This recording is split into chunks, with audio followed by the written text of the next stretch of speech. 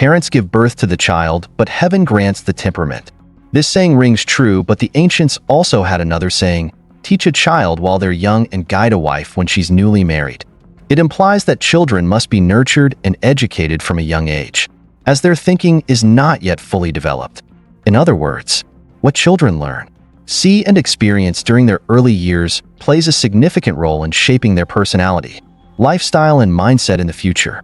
So, what happens if a child grows up in an unhealthy educational environment? Selfishness, violence, depravity, and countless other harmful habits can emerge, gradually eroding any inherent goodness. Perhaps this aligns, in part, with the tragic story below. Cassandra Borg moved to Georgia to live with her mother and stepfather after her father left when she was a child. Described as having an odd personality, Cassandra faced a tumultuous upbringing. Her grandparents, Wendy and Randall Borg, were the epitome of a happy couple. They had built a small but loving family and were well respected by their neighbors in Lawrenceville. Married for decades, their bond remained strong even into their 60s. Wendy was known as a kind yet reserved woman who often helped neighbors with gardening and volunteered at community centers. Her warm-heartedness earned her the affection of those around her. At one point, Wendy's daughter Amanda brought Cassandra to live with the family. Little did they know, this decision would lead to an irreversible tragedy. Cassandra, affectionately called Cassie by her family, had a troubled childhood, growing up without a supportive father figure. She lacked proper guidance and discipline. Even as a young child, Cassandra was wild, mischievous, and poorly behaved. Her move to her grandparents' house was meant to provide a more stable environment, but her mother, Amanda, was also inattentive, and her grandparents didn't have the time to fully focus on her. By the age of 16, Cassandra acted entirely on her impulses, with no regard for the consequences. She had several run-ins with the law, including arrests for underage drinking, marijuana use, theft, and assault. Eventually, Cassandra ran away from home. When Amanda realized her daughter was spiraling out of control, it was already too late. Desperate, Amanda turned to her parents for help, fearing for Cassandra's future. In 2016, Wendy and Randall applied for custody of Cassandra. Amanda recounted her daughter's struggles and agreed that her parents might be able to turn things around. Cassandra then moved in with her grandparents in Lawrenceville. However, from the outset, she showed clear resentment toward them. Arguments grew frequent and increasingly heated. Despite the tension, Wendy and Randall remained optimistic, believing that their beloved granddaughter was inherently a good person. She was simply a product of an unhealthy environment. They set basic rules for her, such as not staying up late, avoiding smoking and drinking, attending school daily, and completing homework on time. Cassandra, however, showed no intention of changing her ways and ignored their advice entirely. Her grandparents remained patient, understanding that change would take time. But Cassandra's defiance tested their limits, as she was determined to live life on her own terms. Neither side was willing to compromise, setting the stage for an inevitable clash. Cassandra had dropped out of school, refused to attend classes, and was even barred from taking exams. With no academic commitments, she began engaging in more reckless behavior. According to local police records, neighbors often reported hearing yelling and loud banging from her home. In the winter of 2016, the Borg family called the police after Cassandra assaulted her grandmother, Wendy. When questioned, Wendy explained that she and Cassandra had gotten into an argument, which escalated. Suddenly, Cassandra, sitting nearby, grabbed a full glass of water and hurled it at Wendy. The glass flew past Wendy's stunned face, narrowly missing her and the officers, before shattering against the wall. Cassandra's actions clearly showed she had no intention of backing down or stopping her behavior. Even as Wendy tried to explain the situation calmly, Cassandra cut her grandmother off, shouting profanities and insults at both Wendy and the officers. Her behavior and attitude were utterly unacceptable, making it increasingly difficult for her to coexist with the Borg family. Cassandra would frequently sneak out at night, disappearing for days at a time. Whenever she went missing, Wendy turned to social media for help. She also printed flyers and posted them in areas Cassandra was known to frequent. On April 1st, 2017, Cassandra ran away again. Wendy repeated her usual efforts, posting worried messages online. However, something was different this time. By 11 p.m. Wendy had stopped posting updates, a stark contrast to her usual pattern of keeping family and friends informed. Her last posts were simple expressions of concern for Cassandra, with no indication of what would happen next. Family members grew increasingly worried when Wendy and Randall stopped responding to calls and messages. Sensing something was wrong, they contacted the police. When officers arrived at the Borg residence, they knocked on the door repeatedly but received no response. Deciding to wait another day before taking further action, they left. Yet, when they returned the next day, the situation remained unchanged. During this time, a nearby home reported a break-in and assault. Police responded to the scene, where the attackers had already fled. The perpetrators were quickly identified as Cassandra Borg and her 19-year-old boyfriend, Johnny Ryder. The pair had illegally entered Johnny's sister's home. Unbeknownst to them, Johnny's sister and her boyfriend returned earlier than expected, only to be met with a horrifying sight. The house was completely trashed. The bedroom had been ransacked, sheets and blankets torn to shreds, personal belongings missing and furniture damaged beyond repair. In the middle of the chaos stood Cassandra and Johnny, grinning like maniacs. Johnny's sister erupted in anger, leading to a heated confrontation. Johnny, showing no remorse, sprayed pepper spray into his sister's face, causing her to collapse. He then turned to attack her boyfriend. Meanwhile, Cassandra grabbed a baseball bat and began striking Johnny's sister on the head and shoulders. The pair mercilessly beat their victims until they were bloodied and severely injured. Afterward, they stole Johnny's sister's car and fled the scene. Both victims were rushed to the hospital with serious injuries. As police examined the crime scene, they discovered that the car Johnny and Cassandra had used belonged to Wendy and Randall Borg. Piecing together the events, authorities recognized the gravity of the situation and decided to revisit the Borg residence. When officers forced open the door, they were met with an overwhelming stench that made even the most seasoned among them recoil. As they ascended the stairs toward the bedroom, the nauseating smell of death grew stronger with each step. They gently pushed open the bedroom door, revealing a horrific scene. Wendy and Randall lay lifeless, their bodies riddled with stab wounds. The coroner later determined they had died several days earlier, coinciding with the time family and friends lost contact with them. When news of the murder broke, it sent shockwaves through the small community of Lawrenceville. People could hardly believe that such kind and respected individuals had fallen victim to such a cold-blooded crime. In the investigation, Johnny Ryder and Cassandra Borg immediately became prime suspects. It didn't take long for the police to issue a warrant for their arrest. The authorities quickly tracked them down to an apartment complex nearby, where they were hiding in a friend's unit. The police surrounded the building, initiating a standoff. After over an hour with no progress, the police stormed the apartment. Inside, they discovered that Johnny and Cassandra had attempted to take their own lives using razor blades in the bathroom. Fortunately, their wounds were superficial and they were rushed to the hospital for treatment. Both recovered quickly. During the interrogation, the couple's accounts of the events began to surface. Typically, in such cases, perpetrators try to shift the blame onto one another to save themselves. Cassandra was the first to break and recount the chilling details. She confessed that she had grown sick of her grandparents trying to control her life. Unable to endure it any longer, she conspired with Johnny to kill them. On the night of the murder, the pair parked their car outside the house. Once the lights went out, they crept inside, climbed the stairs, and waited outside the bedroom door. When the house fell silent, Johnny stormed into the room and launched a brutal attack on Randall, catching him off guard. Meanwhile, Cassandra dragged Wendy out of bed and into the bathroom, where she stabbed her repeatedly. In mere moments, the lives of two kind and loving people were snuffed out. After the murders, Cassandra and Johnny placed the bodies on the bedroom floor.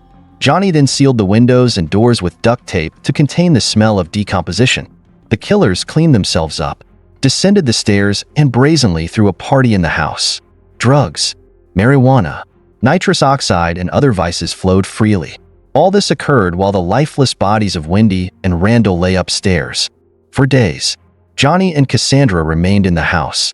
They then escalated their violence by attacking Johnny's sister and her family, followed by targeting Cassandra's own mother, Amanda. This gruesome chain of events sparked outrage across the community. The public called for the harshest punishment, with some even demanding the death penalty for the two. The trial commenced after both Johnny and Cassandra turned 18. They were sentenced to life in prison, eligible for parole only after serving 60 years.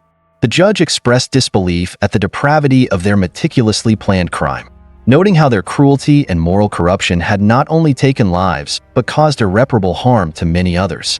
Amanda, devastated by the tragedy, pleaded for leniency for her daughter, but the court refused to alter the sentence.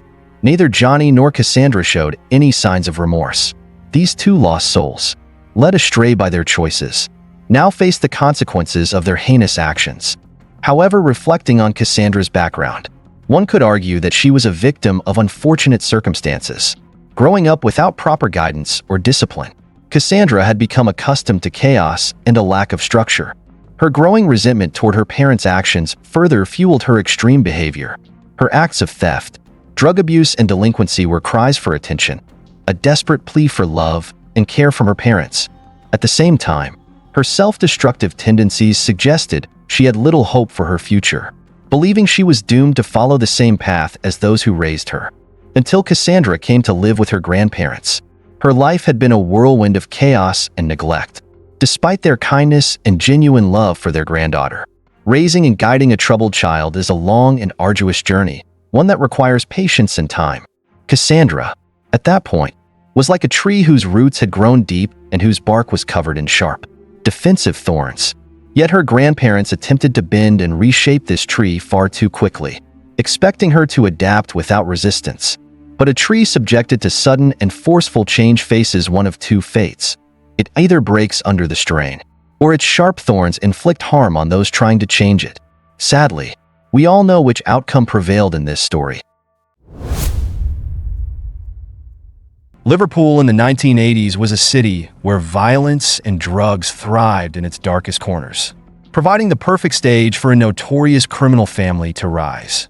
Known as the Sopranos of Merseyside, the Fitz Gibbon family, led by the formidable Christine and her two sons, Ian and Jason, built a drug empire worth millions, operating right from their own home. But this is not just a tale of power and wealth. It is a blood-stained journey of relentless ambition, brutal conflict, and inevitable downfall. Christine Fitzgibbon was not a mother to be loved, but one to be feared. She was the mastermind, the iron hand, and the ruthless force behind every operation in the family. Her ambitions far exceeded the boundaries of the law, and she had no qualms about dragging her two sons into a life of crime to achieve her goals. From a young age, Ian and Jason grew up surrounded by petty crime, a world crafted by their parents and those around them. Christine didn't just dream of a life of luxury, she demanded it, pushing her sons to become the tools of her aspirations. Before long, the two brothers dived headfirst into burglaries and thefts, quickly drawing the attention of the Liverpool police. Visits from law enforcement became a regular occurrence at the Fitzgibbon household. But each time the police came knocking, Christine greeted them with unrelenting hostility. Her deep hatred for law enforcement seeped into Ian and Jason, shaping them into reckless, increasingly dangerous individuals. Mike Halligan, a veteran officer in Merseyside, recalled pulling over one of the Fitzgibbon brothers for a routine check. Before I could even say anything, he went ballistic, yelling and threatening me, he said. Jason, the hot-headed older brother, seemed to revel in violence. His appetite for confrontation became a twisted hallmark of his personality.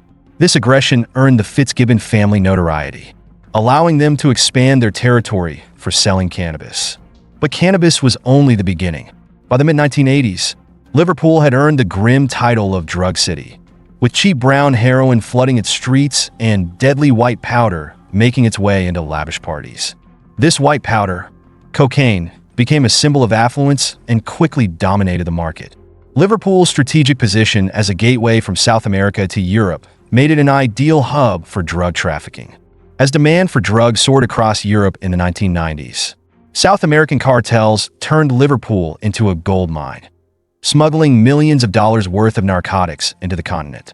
Under Christine's iron-fisted leadership, Ian and Jason entered the more perilous arenas of the criminal underworld, transitioning from small-time cannabis dealers to prominent players in the cocaine trade. They embraced the illicit substance dubbed the king of the drug world. However, the path they chose was paved not just with wealth, but with blood. Rival factions soon emerged, drawing the Fitz Gibbon family into a relentless cycle of violence with no way out. The story of the Fitz Gibbon family is more than just a chronicle of crime. It's a grim portrait of corruption, unbridled ambition, and the heavy price of wielding illicit power. In Liverpool during the mid-1990s, a city rife with chaos and violence, criminal forces like the Fitz Gibbon family didn't just survive. They thrived under the ambitious leadership of their matriarch Christine. Brothers Ian and Jason Fitz Gibbon built a criminal empire that struck fear into the heart of the city. But their path was never smooth. It was painted with blood, territorial battles, and fierce resistance from the police. Starting as small-time cannabis dealers, Ian and Jason quickly transitioned to the royal commodity of the underworld, cocaine. Ian, the sharp-witted and strategic older brother, took on the role of mastermind, renowned for his negotiation skills and keen market insights. Meanwhile, Jason, hot-tempered and brutal, served as the enforcer, solving problems with fists rather than words. At the center of it all was Christine, the family's true boss, overseeing every move and ensuring their ascent to power and wealth. The family's rapid expansion inevitably drew attention, and soon a rival emerged, Curtis Warren, a notorious drug lord in Liverpool. Curtis was not only a competitor, but also the greatest threat to the Fitz Gibbon empire. Thus began a bloody feud between two titans of the criminal underworld. On May 1st, 1995, David Unge, a close ally of the Fitz Gibbons, was brutally murdered. Just 2 months earlier in March, David had bested one of Curtis Warren's men in a violent altercation, a victory that ultimately sealed his fate. David's death ignited a cycle of relentless retaliation. Liverpool descended into chaos. Swift attacks, public executions, and the collateral damage of innocent lives left the city in turmoil. Safety became a distant memory. The Liverpool police recognized that it was only a matter of time before one of these powerful factions was entirely destroyed. But then, Curtis Warren made an unexpected move, fleeing England for the Netherlands. His departure effectively handed control of Liverpool to Ian and Jason, cementing their position as undisputed rulers. However, the shine of power is never eternal. The Fitz Gibbon family expanded their operations further, frequently traveling to countries like Turkey, Colombia, Mexico, and Spain to establish relationships with major suppliers. This unchecked growth placed them squarely in the crosshairs of Merseyside police. A massive surveillance operation, the largest in Merseyside's history, was launched, targeting every member of the Fitz Gibbon family and their associates. True to their reputation, the Fitz Gibbons didn't back down. They brazenly confronted law enforcement, turning routine surveillance into tense standoffs. According to former officers, Ian and Jason would aggressively pursue agents, hurl threats, and even attempt to drag them from their surveillance vehicles. Despite their intimidation tactics, the police pressed on. In July 1999, when Ian and Jason traveled to London to meet with a Turkish crime syndicate, their every move was shadowed. Photographs from the operation captured Ian and Jason standing alongside the Turkish gang's leader and another accomplice holding a large bag. Upon investigation, the bag was found to contain heroin. The cost of power is never easy to bear. The Fitz Gibbons faced mounting pressure as law enforcement tightened its grip. Cracks in their once formidable empire began to show. Would they surrender to the inevitable, or would their response plunge Liverpool deeper into a vortex of violence? The fall of the Fitz Gibbon family, from dominance to destruction. In Liverpool, 1999, the Fitz Gibbon family, whose power had grown unchecked, finally faced a crushing blow from law enforcement. Following a series of large-scale raids, Ian, Jason, and 10 of their closest associates were arrested. The once feared figures who ruled Liverpool's underworld now stood before the courts. Ian was sentenced to 7 years in prison, while Jason received 8. It seemed as though this downfall would spell the end for their criminal empire. Yet, in 2006, upon their release, Ian and Jason wasted no time in returning to their illicit activities. This time, they weren't just looking to reclaim power. They sought to rebuild the Fitz Gibbon name as stronger and more sophisticated than ever. However, their newfound freedom was short-lived. British and Dutch authorities, recognizing the brothers' resurgence in international drug trafficking, joined forces to bring them to justice. Their communications were intercepted, and it wasn't long before Ian and Jason were arrested and extradited to the Netherlands in 2007. But the story didn't end there. At the same time that Ian and Jason faced the Dutch legal system, their greatest rival, Curtis Warren, had just been released after years in prison. Curtis's luck, however, was fleeting mere weeks after his release. He was rearrested in the Netherlands. Meanwhile, Ian and Jason caught a stroke of luck when their case in the Netherlands unexpectedly fell apart. Both brothers were released, leaving law enforcement frustrated once again. But freedom for the Fitzgibbons came with no peace. Merseyside Police, in collaboration with the Serious Organized Crime Agency, SOCA, launched an unprecedented surveillance campaign against the family. This time, they targeted the heart of the operation, the Fitzgibbon family home. A covert listening device was installed inside their Merseyside residence, allowing police to monitor every word spoken within those walls. It was as if law enforcement had secured a seat at the Fitzgibbons' dinner table. The recordings revealed the dark inner workings of the family. Ian and Jason frequently argued over who was the true boss. Jason, ever arrogant, loudly proclaimed, "Anything he does, I do 10 times better." Their ambition and greed were laid bare in chilling detail. On one occasion, they even sang, "It's all about the money," in front of their mother, Christine, who presided over the table like a queen. The recordings exposed not just the family's ruthlessness, but also the hierarchy within their empire. Christine was undeniably in charge, while Ian and Jason fought for her approval. But arrogance often leads to fatal mistakes. In March 2011, Jason Fitzgibbon's infamous temper once again revealed why he was the family's most feared member.